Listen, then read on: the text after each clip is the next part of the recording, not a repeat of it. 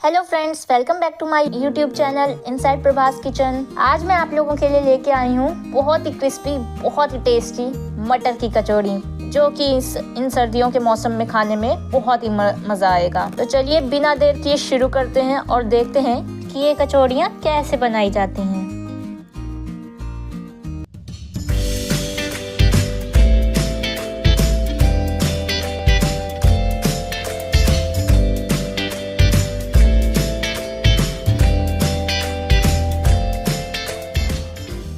तो फ्रेंड्स, सबसे पहले मैंने 250 ग्राम मटर ले ली है और उसे धो लिया है। धोने के बाद मैंने ग्राइंड करने के लिए मिक्सी जार में डाल लिया है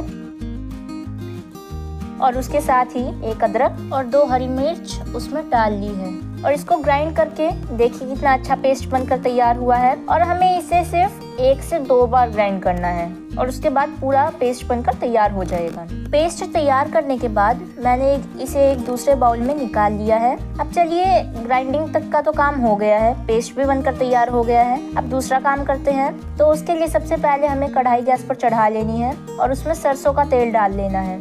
उसको गर्म हो जाने के बाद उसमें 1 छोटी चम्मच जीरा और 1 छोटी चम्मच अजवाइन डाल लेनी है। अजवाइन डालते ही हमें इसमें जो हमने पेस्ट बनाकर तैयार रखा है उसे भी डाल लेना है और डालते के साथ ही इसे चला भी लेना है। देखिए, जब तेल गर्म हो जाता है तो उसके बाद हमें फटाफट से इसमें सभी चीजें डाल देनी होती है, नहीं तो बिल्कुल जलने का डर रहता है। क्योंकि गर्म होने के बाद अगर हम जीरा डालेंगे और उसके बाद थोड़ा वक्त लगा के कोई और चीज डालेंगे तो वो डेफिनेटली जल जाएगा और उसका सारा टेस्ट खराब हो जाएगा। तो 10 से 15 सेकंड तक चलाने के बाद मैंने उसमें वही मैजिकल मसाला डाला है, जो कि मैं आपको बताती हूँ कि मैं सभी सब्जियों में डालती हूँ। और ये मसाला हम किसी भी सब्जी में, किसी भी रेसिपी में डाल सकते हैं। और मसाला डालने के साथ ही मैंने इसे चला दिया है। अच्छे से चलाने के बाद मैंने इसमें 2 छोटी चम्मच नमक डाल लिया है अपने स्वाद अनुसार। आप नमक अपने स्वाद अनुसार डाल सकते हैं, जैसा कि आपको पसंद हो। और नमक डालते के साथ मैंने इसे चला दिया है। आप सभी चीज डालने के बाद इसे एक बार चला जरूर लें, जिससे कि वो चीज इसमें मिक्स हो जाए। और फिर नमक डालने के बाद तो हमें इसे चलाते ही रहना है, फ्राई करते रहना है। ये सारा काम हमें लो फ्लेम पर करना है। और नमक डालने के बाद जैसे कि हम किसी भी चीज में नमक डालते हैं तो वो चीज़ पानी छोड़ने लगती है। तो नमक डालने के बाद तो हमें इसे डेफिनेटली चलाना ही पड़ेगा, क्योंकि अगर चलाएंगे नहीं तो ये पूरा पेस्ट पानी छोड़ेगा और कढ़ाई में चिपक जाएगा। चिपकने के कारण ये जल जाएगा, जिससे कि ये पूरा पेस्ट खराब हो जाएगा। अगर आप एक बिगिनर हैं या पहली बार कचौड़ियाँ बना रहे हैं तो आप हर स्टेप को बहुत ही ध्यान से देखिएगा, ताकि गलती होने की गुंजाइश बहुत कम रहे। और एक और बात देखिए, जैसे कोई भी चीज़ फ्राई करते हैं तो मैंने आपको 2 चीज़ें तो बताई है कि उसमें से खुशबू भी आएगी जब वो फ्राई हो जाएगा और उसका कलर भी चेंज होगा। वही चीज़ हमें इसमें भी देखनी है। देखिए, इसका कलर भी चेंज हो गया है और इसमें से खुशबू भी आ रही है, मतलब ये मसाला भी फ्राई हो चुका है। और मैंने इसके बाद इसे एक दूसरे बाउल में निकाल लिया है।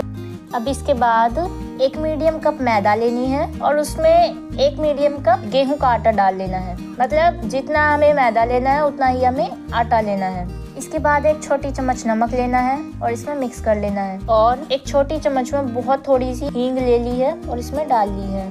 ये सब डालने के बाद इसे हाथों से ही धीरे धीरे मिला लेना है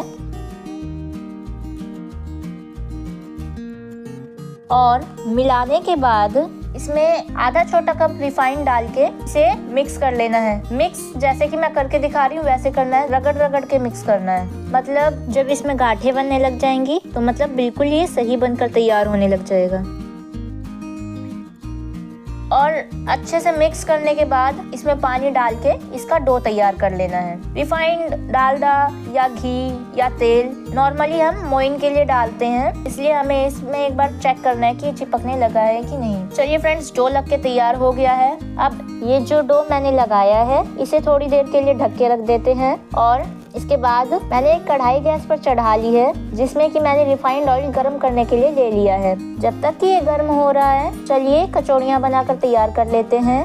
पहले हमें एक छोटी सी लोई बनानी है और उसमें जो मसाला हमने तैयार करके रखा था मटर का, उसे भर लेना है। उसे भर के उसे बंद करके और उसे बेल लेना है। 4 से 5 कचौड़ियाँ बेलकर तैयार कर ली हैं। और अब इसके बाद एक अलग डिजाइन की और कचौड़ी हम तैयार करने वाले हैं। तो जैसा कि आप देख ही रहे हैं, पहले नॉर्मली जो डो है उसमें से एक लोई लेनी है और उस लोई को उसी साइज में बेल लेना है जिस साइज में हम रोटियों को बेलते हैं। उसमें सीधे सीधे कट लगाते जाना है, जैसा कि मैं आपको करके बता रही हूँ वैसे ही। और ये पूरी कचौड़ी में आपको कर लेना है, एकदम बीच में कट्स लगाने हैं, लंबे लंबे कट्स लगाने, ये नहीं कि छोटे छोटे। और उसके बाद जहाँ पर कट नहीं लगे हुए हैं, मतलब साइड साइड में, उस आटे में मसाले को भर लेना है और मसाले को भर के उसे रोल कर लेना है। इस तरीके से रोल करना है कि पूरा का पूरा मसाला ढक जाए और कहीं से भी मसाला निकलने की गुंजाइश ना बचे। आप लोग एक कटोरी में थोड़े से आटे में पानी मिलाकर उसका घोल भी तैयार करके रखिएगा, क्योंकि रोल करने के बाद लास्ट में इसमें आटे का घोल लगाकर ही इसे चिपकाना पड़ेगा और उसको बिल्कुल गोल शेप में हमें इसे चिपका लेना है। जैसा कि आप देख सकते हैं कितनी सुंदर कचौड़ी बनकर तैयार हुई है। आप जिस भी डिजाइन की बनाना चाहें वैसी बना सकते हैं। जैसे अगर आप इस डिजाइन की बनाना चाहते हैं तो आप ऐसे बना सकते हैं, नहीं तो अगर आप नॉर्मली बनाना चाहते हैं तो आप नॉर्मल भी बना सकते हैं। तो फ्रेंड्स, सभी कचौड़ियाँ बनकर तैयार हो चुकी हैं। अब वक्त है इन्हें सेकने का। और देखिए, कचौड़ियाँ बनाते बनाते रिफाइंड ऑयल भी गर्म हो चुका है। तो 1 या 2 करके सभी कचौड़ियों को इनमें डालते जाना है और गैस को लो फ्लेम पर रख के इन्हें धीरे धीरे सेकते जाना है। जब कचौड़ियाँ सिकना स्टार्ट हो जाएंगी तब उनका कलर धीरे धीरे चेंज होता जाएगा और थोड़ा थोड़ा डार्क होता जाएगा।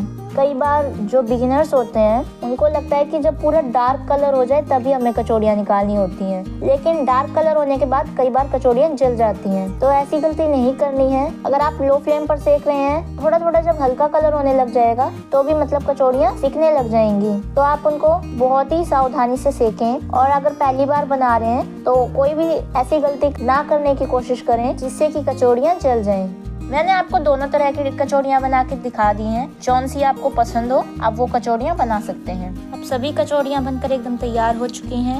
तो देखिए फ्रेंड्स, कितनी टेस्टी और कितनी अच्छी कचौड़ियाँ बनकर तैयार हुई हैं। अगर आपके घर पे कोई मेहमान आए हैं तो उन्हें ये बनाकर जरूर खिलाना, क्योंकि उन्हें बहुत ही पसंद आएंगी। और अभी सर्दियों का भी मौसम चल रहा है तो अपने घर पर भी इसे जरूर ट्राई करें और अपनी फैमिली के साथ इन कचौड़ियों का आनंद उठाएं।